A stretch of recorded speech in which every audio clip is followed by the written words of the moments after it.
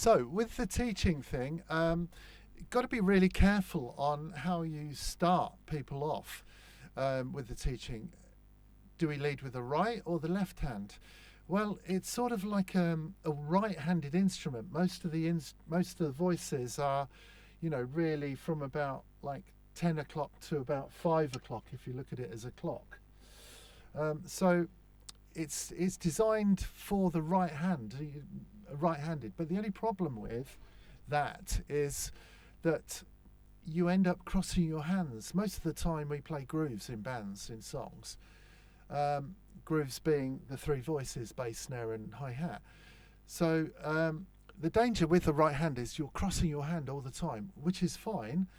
But it sort of just limits you a little bit to the rudiments and future aspect of playing, especially if you move on to classical percussion, marimbas and like keyboard percussion, where you've really got to be ambidextrous and each hand as strong as the other.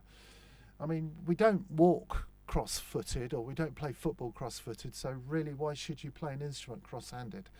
Well, by that I mean this is the way we all learn from television and watching people in the 80s. Now that's fine, but there is a possibility of doing this.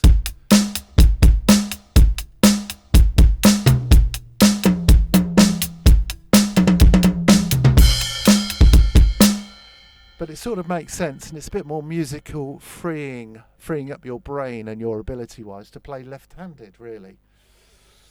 So, and I'm finding, because I did, I am self-taught really before I went to university, it sort of gives you a little bit more of an advantage to see both sides. So when I'm like, when we're learning, because I consider myself the same as a student, so I try and treat us all equally.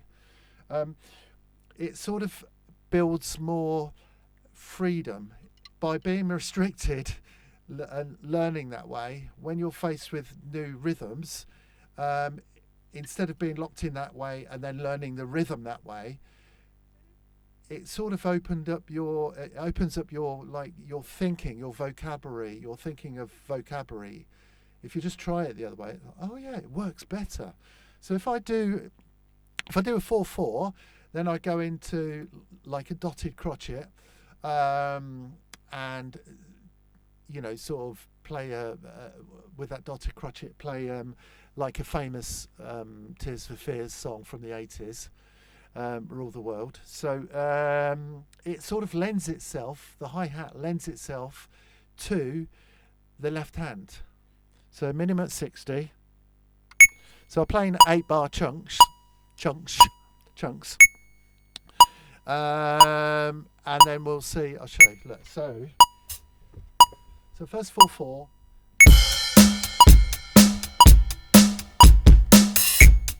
As you would normally. Now I'll go into the polyrhythm.